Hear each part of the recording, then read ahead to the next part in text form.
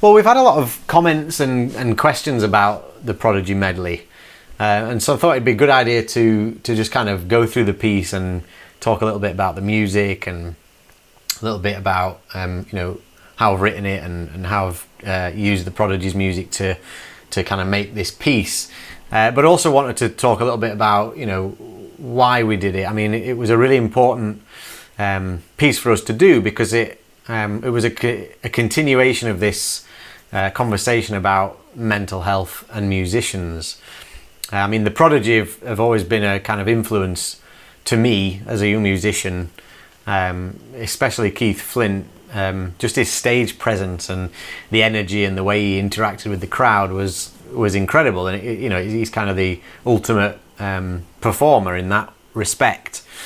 So I'd always wanted to kind of pay tribute to the band, pay tribute to Liam Howlett's kind of melodies and tunes, and also when I heard about Keith Flint, I wanted to kind of write almost a requiem to him, a bit like we did with the Avicii tribute. I just wanted to write something that was kind of poignant and makes people stop and think about mental health, particularly in music, because I think it's a really serious problem. More and more musicians and especially celebrity kind of musicians are opening up about their own experiences, which is great. I mean, I was listening to a podcast the other day, I think it was Oprah Winfrey, with Lady Gaga, and she was talking about her issues and things like that, and she's doing campaigning a lot for research on mental health, and which is great, and I want to be kind of part of that conversation, and so I really wanted to write this piece that just paid tribute to an icon in the music industry. One thing I always knew was that I wanted to start with Out of Space. I think it was the first tune I ever heard by the Prodigy, and it's certainly one of my favourites. I just love these chords at the start.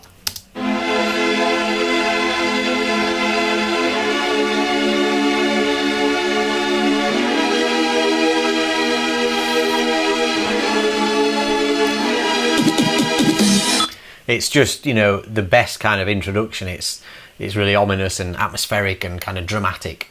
But I wanted to take it out of that and, do something unexpected. And so I just took that chord apart, basically. Took the chords apart. And so let me just get a piano up here, and I'll try and play it.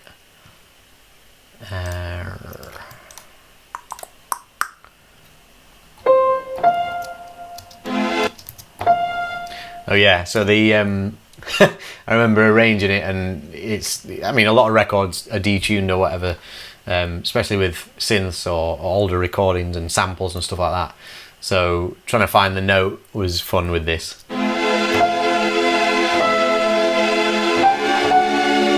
But again, this is why Audacity is great, because I can pitch it up slightly so that I don't get myself in a pickle of what key are we in. So I think I'm moved it up to F. Yeah. And what I did was I took all the notes. So we've got this one that's going that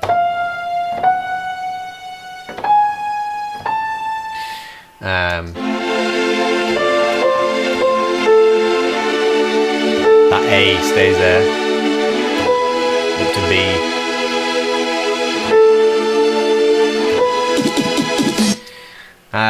And I just kind of found the most interesting, and I think the most interesting is this top one.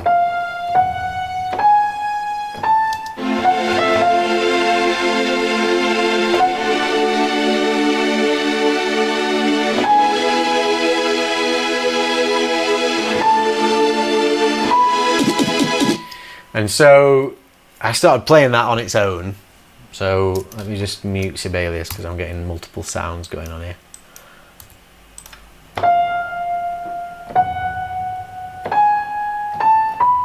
And I just thought that had a kind of tragic quality to it.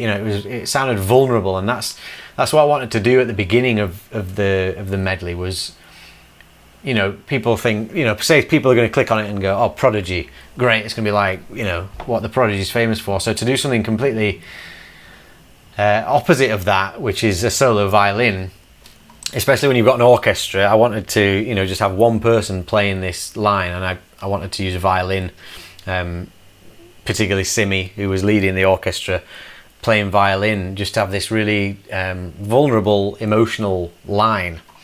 And so at the start, I've got just a string quartet, so it's one player. So this solo, it's one player from each section. So you've got the first violins, seconds, violas and cellos, and I just wanted one player, so it sounds really bare, you know, almost like a Beethoven string quartet, especially his later ones.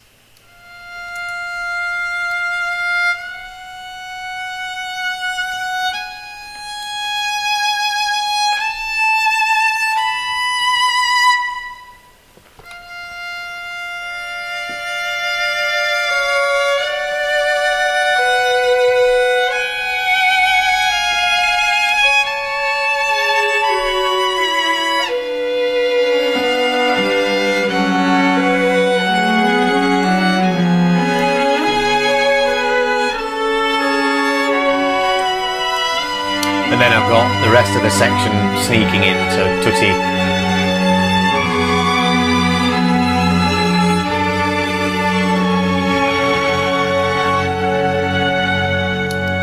And so I've kind of taken creative liberties there. I mean, I've almost taken this as a theme, and then just kind of theme and variations almost to create this harmony. And that's just something that, you know, I just kind of hear and I play around with. And yeah, I remember it not being a string quartet at the start. It was the whole section, but I thought if it starts there, it can really grow, so that, you know, all the strings then come in, and then they get to fortissimo, so they're all really loud.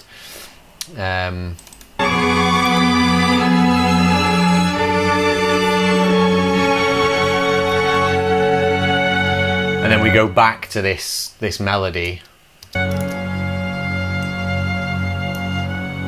with a sustained low note, just to be like, you know, what's coming, it's dramatic, leading on to the original chords.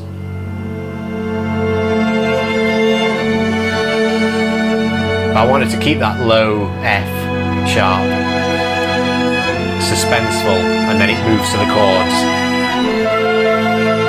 And then we get the woodwind playing that riff. And so I just used that ostinato as a kind of way of crescendoing. So orchestral crescendo is where you're just adding more and more layers. You know, so you get the wind and then the brass come in. It's all building to this climax. If I just find that little bit.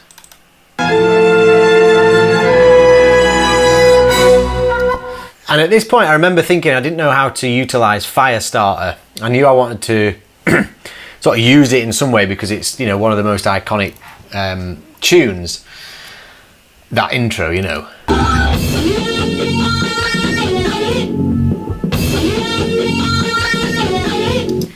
But in terms of what the orchestra can do, because it's so drum heavy and kind of the vocal is more spoken or shouted, you know, there's not a melody. I didn't know what to do, and what kind of twigged a bit of inspiration was this kind of thing in the background, this like wah, wah, this kind of like pulsating synth.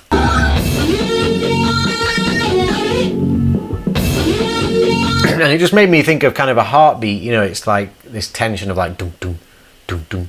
And so it's a bit intense, but I thought what a great way to end the piece, because it was important to me that it didn't end with some sort of big major chord or just big kind of like finale. I wanted it to kind of illustrate this fact that, you know, mental health it's an ongoing issue and something that we need to keep discussing.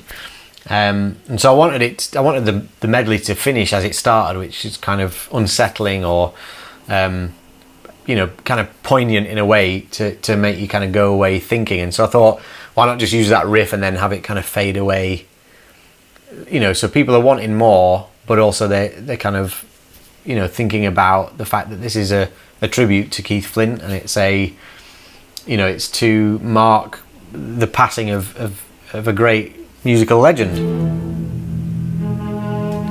And with the trombone, you've got the violas and cellos.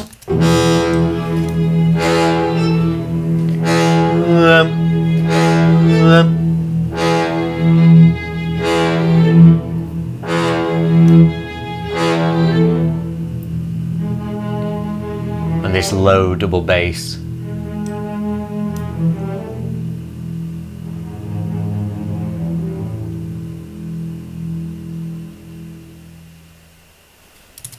And so I really wanted to end on a kind of not a final note. It's not the end, you know. But yeah, I'm really grateful to everyone's kind of comments and feedback. It's good to know that you know, people have been touched by it. You know, a lot of people say how it's brought them to tears, and you know, that's not the intention to make people sad, but it's to make people think. And if an emotional reaction is what comes out, then I think that's good, because it's helping spread some sort of message. And you know, our message is you know, think about musicians, and let's look out for each other and care for each other. Hi guys, thank you for watching our video. If you enjoyed it and you'd like to see more content like it, then it would be great if you could consider supporting us via our Patreon page. There are different levels of membership. We're going to be uploading more bonus content, behind the scenes footage, things like that to our Patreon on a regular basis from now on. And we really would appreciate any kind of support that any of you could give us. So thank you very much, and we'll see you soon.